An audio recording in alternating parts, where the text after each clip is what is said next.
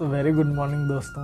आज 28 तारीख है और आज की खास बात यह है कि बीएड सेमेस्टर थर्ड में सभी बच्चों को 4 महीने की प्रैक्टिस ऑफ टीचिंग की ट्रेनिंग दी जाती है और आपको लगभग 16 हफ्ते कह लीजिए या 4 महीने कह लीजिए, आपको टीचिंग प्रैक्टिस करनी होती है किसी स्कूल में जाकर के। और वो इससे पहले अब से पहले झारखंड में वो कॉलेज खुद अलॉट करते थे बच्चों से पूछ करके, और इस डिस्ट्रिक्ट एजुकेशन ऑफिसर इसे अलॉट करते थे और वही सभी को देते थे। लेकिन इस बार से ये परिवर्तन इसमें आया हुआ है और अब जो है वो JCRT खुद अलॉट कर रही है। वो डिपेंड करता है कि इस पूरे राज्य में कितनी सरकारी शिक्षकों की नियुक्ति होनी है। नियुक्ति या आप कह लें कि न्यू एजुकेशन पॉलिसी के तहत 40:1 के रेशियो में टीचर का होना ज़रूरी है, यानी 40:1 का अनुपात होना चाहिए। और जिस भी विद्यालय में, चाहे वो प्राथमिक हो, चाहे माध्यमिक हो, चाहे वो उच्च विद्यालय हो, अगर वो 40:1 का रेशियो नहीं है तो वहाँ पे ट्रेनिंग टीचरों को वहाँ भेजा जाएगा, प्रशिक्षु शिक्षकों को वहाँ भेजा जाएगा, ताकि वो अपनी ट्रेनिंग को वहाँ पे पूरा करें और साथ ही साथ इससे बच्चों का भी लाभ है और उनकी ट्रेनिंग भी पूरी हो जाएगी। तो उसी के तहत JCRT के द्वारा काफ़ी, हमें तो समय लगा, नहीं तो इससे पहले ही हम लोग को मिल जाना चाहिए था ट्रेनिंग, लेकिन इस बार काफ़ी समय लगा है और JCRT ने लेटर भेजा है। और मुझे जो अलॉट हुआ है वो अपग्रेडेड मिडिल स्कूल धोबनी। एक्चुअली मैंने गूगल पे सर्च किया, ये कहीं मिल भी नहीं रहा है, लेकिन मैंने बात किया जो भी आसपास के लोग हैं, तो ये शायद चास ब्लॉक में ही है और तेलगड़िया मोड़ से कहीं 5-6 किलोमीटर अंदर है और वो मुझे खोजना भी पड़ेगा। और आज पहला दिन है तो मैं जाऊंगा और देखता हूँ कि वो स्कूल कैसा है।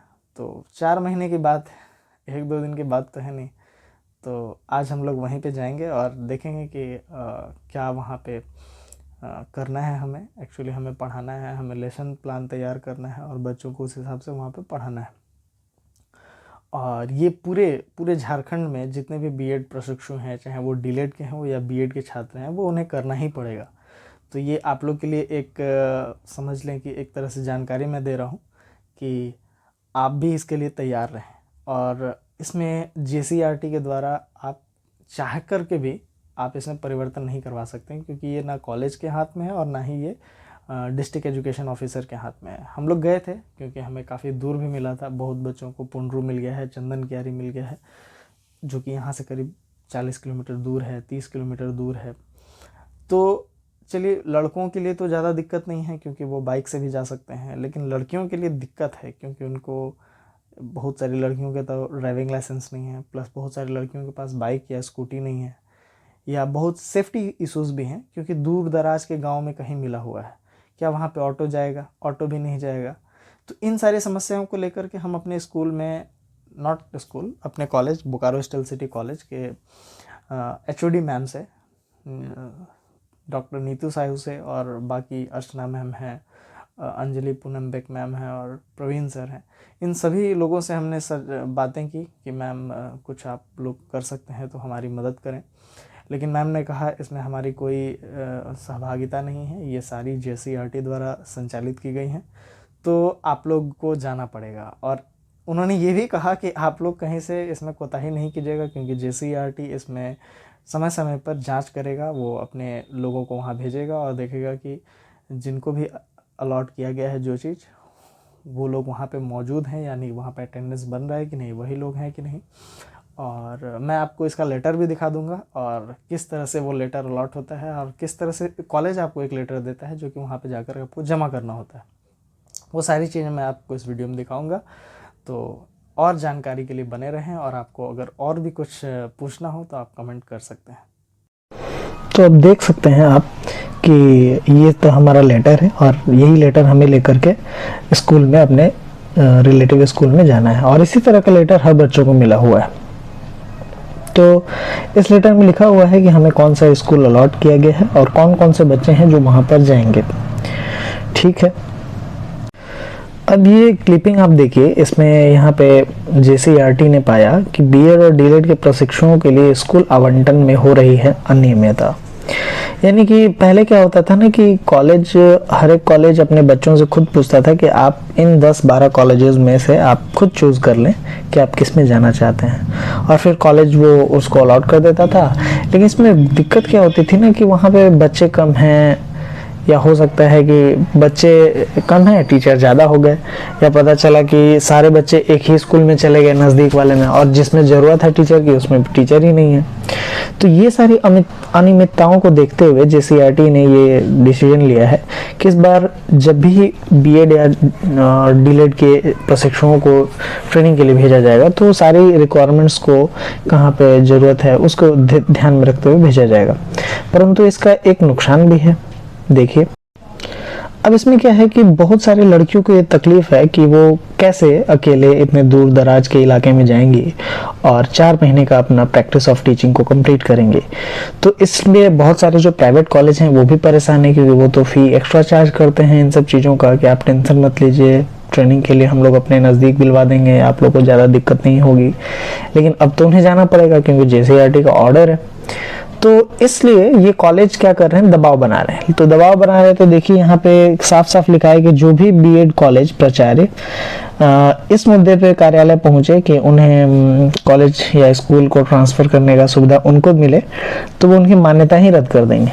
ठीक है, यानी बीएड कॉलेजों के प्राचार्य का यह कृत्य सेवा शर्त की प्रतिकूल व अवांछनीय, यानी प्राचार्य को ये बिल्कुल नहीं करना है, अपने स्कूल के अपने कॉलेज के छात्रों के साथ यहाँ नहीं पहुँच जाना है JCERT के पास, वो कुछ नहीं करेंगे। बाइक के नीचे कुत्ता आ गया और मेरा बाइक गिर गया, कुछ ज़्यादा नहीं, मेरा शर्ट फट गया है, कुछ चीज़ें छिल गई हैं, जैसे इधर थोड़ा सा छिल गिल गया है और हाथ में भी कट फट गया है और इधर थोड़ा पैंट कट फट गया है और थोड़ा सा बाइक को भी नुकसान पहुंचा है, जो कि अभी आप देखिए।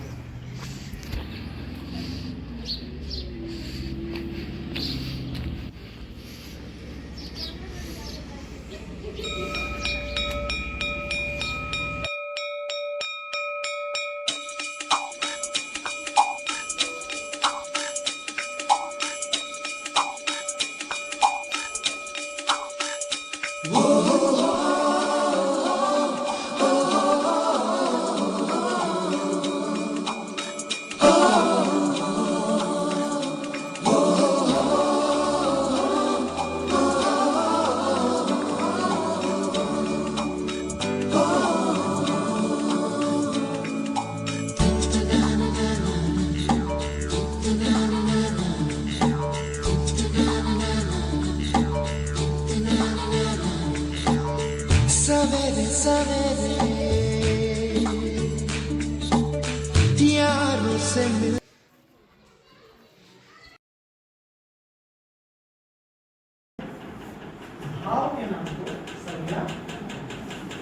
क्या सभी बच्चों को समझ में आ गया? कितने बच्चों को समझ में आ गया?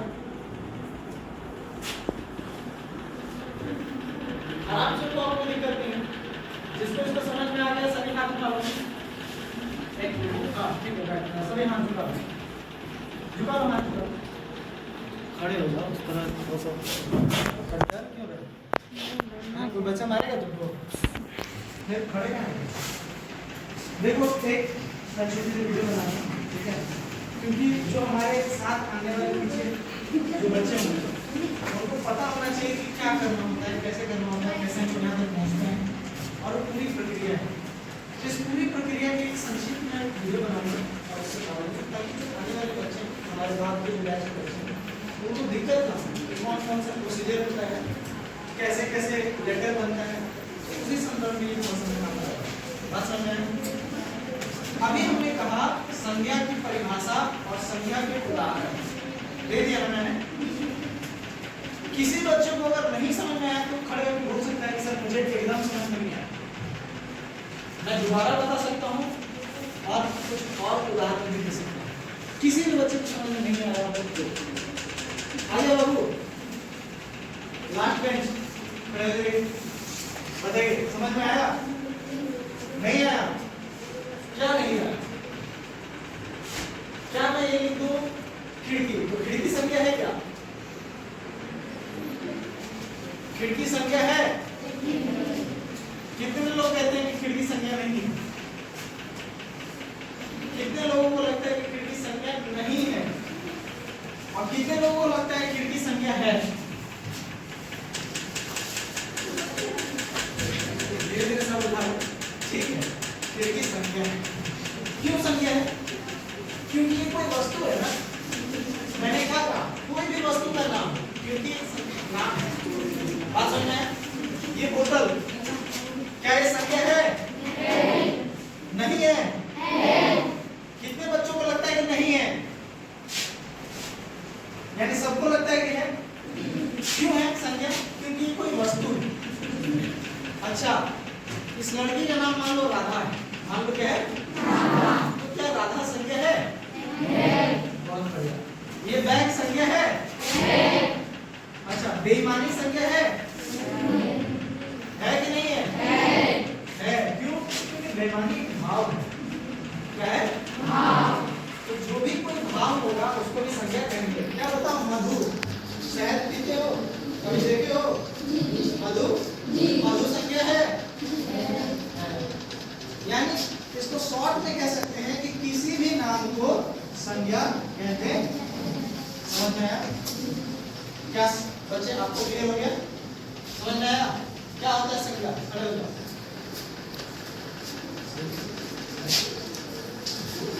क्या होता है संज्ञा? अभी तुमने कहा है कि सर हाँ मुझे समझ में आ गया। और खुल के बोलो, ठीक है? Be a leader. डरना नहीं है, मालूम नहीं आता। क्या होता है संज्ञा? नहीं बोलोगे?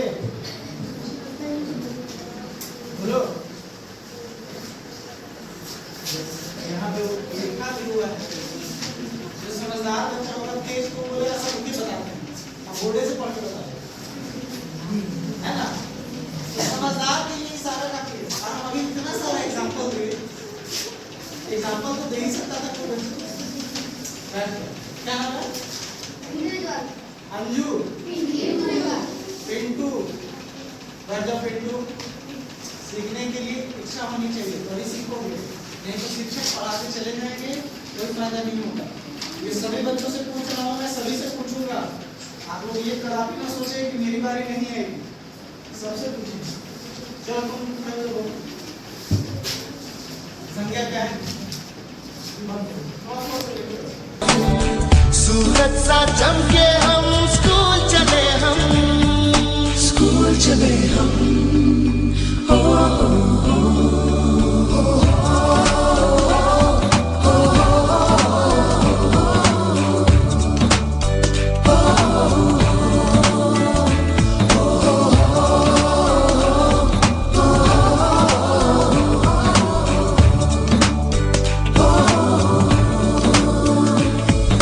दरवाजे से दुनिया के राज खुलते हैं। कोई आगे चलता है, हम पीछे चलते हैं। दीवारों पे किस्मत अपनी लिखी जाती है, इससे हमको जीने की वजह मिलती जाती है। रोके से न रुके हम, मर्जी से चले हम। बादल सा गरजे हम, सावन सा बरसे हम। सूरज सा चमके हम, स्कूल चले हम।